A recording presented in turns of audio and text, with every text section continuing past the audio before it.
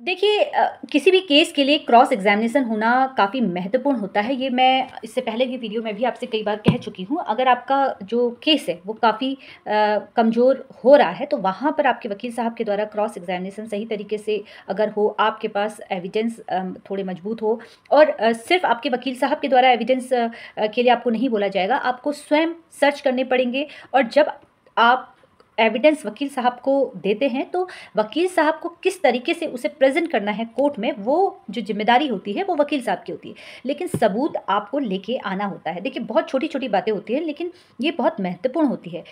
देखिए जहाँ पर पत्नी ये कहती है कि मैं कमाना चाहती थी और मुझे कभी इन्होंने काम नहीं करने दिया, मेरा करियर इन्होंने कहीं न कहीं दाँव पे लगा दिया, मुझे घर से बाहर नहीं करने दिया, तो ये बातें उसकी आपको मेंटेनेंस के दौरान कहनी है।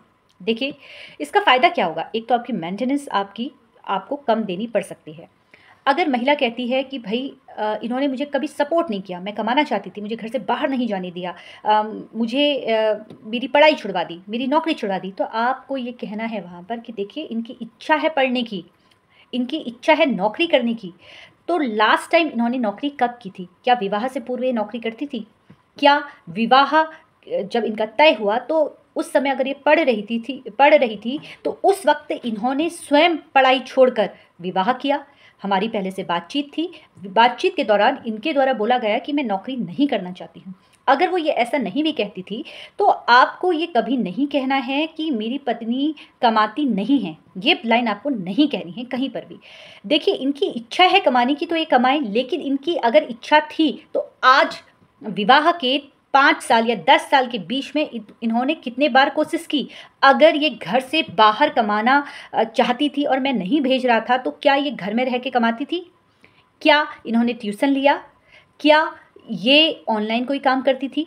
अगर पत्नी आपकी घर पर ट्यूशन करती थी या ऑनलाइन उन्होंने कोई काम किया या सिलाई-कढ़ाई का काम किया है, तो ये बात आपको न्यायालय में रखनी पड़ेगी। और आप अगर ये बात रख सकते हैं कि ये बाहर नहीं कमाती थी, ये घर में रहकर ही कमाती थी, तो वहाँ पर आप ये अच्छे से साबित कर सकते हैं कि महिला कमाती है, महिला के पास सोर्स ऑफ इनकम है और ये कहीं न कहीं छिपाव कर रही है। बैंक स्टेटमेंट महिला का अगर आपके पास है, आप ये दिखा सकते हैं कि महिला का जो बैंक स्टेटमेंट है, इस पर कितना पैसा है, कितना अमाउंट है, तो बहुत सही है। लेकिन अगर वहाँ पर महिला के द्वारा बैंक डिटेल नहीं दी जाती है या महिला कहती है मेरा कोई भी अकाउंट है ही नहीं, मेरे पास तो पैसे नहीं है, तो अकाउंट ही नहीं है, तो आप किसी भी तरीके से ये डिटेल निकालिए कि क्या महिला के पास कोई अकाउंट है, क्या उसके पास उसके नाम का लॉकर है। ये सारी चीज़ें आपको कोर्ट के समक्ष रखनी पड़ेगी। जब ये सारी चीज़ें आप कोर्ट के समक्ष रख देते हैं, ये बातें आप सिद्ध कर देते हैं, तो वहाँ पर आप महिला के ऊपर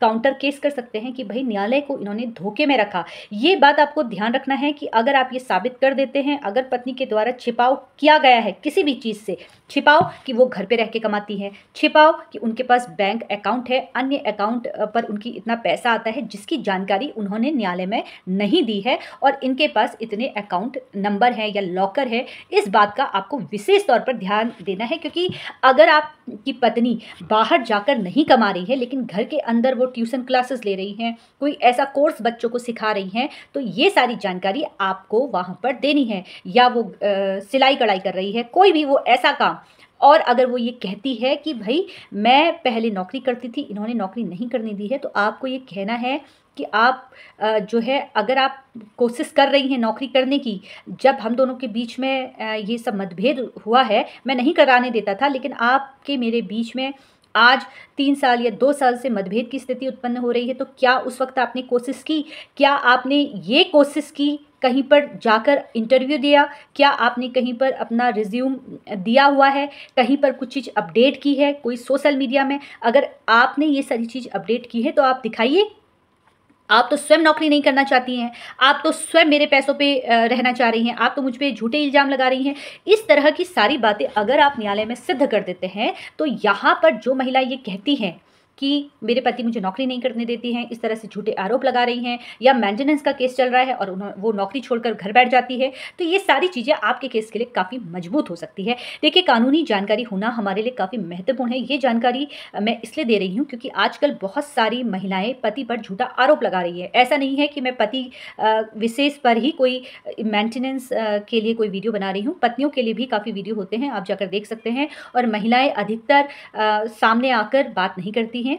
मैसेंजर पर काफ़ी महिलाओं का मुझसे संपर्क होता है, मैं उन्हें गाइड करती हूँ। फिलहाल अगर आप कोई महिला इस वीडियो को देख रही हैं तो मैं आपको ये बता दूं कि मेंटेनेंस पति से कैसे लिया जाता है, इस पर भी मैं एक वीडियो बनाकर जल्द अपलोड करने वाली हूँ। और अगर आपको जानकारी मुझसे चाहिए तो आप मेरे मैसेंजर पर मुझे मैसेज कर सकते हैं और ये जानकारी मैं आपको अवश्य दूंगी। धन्यवाद।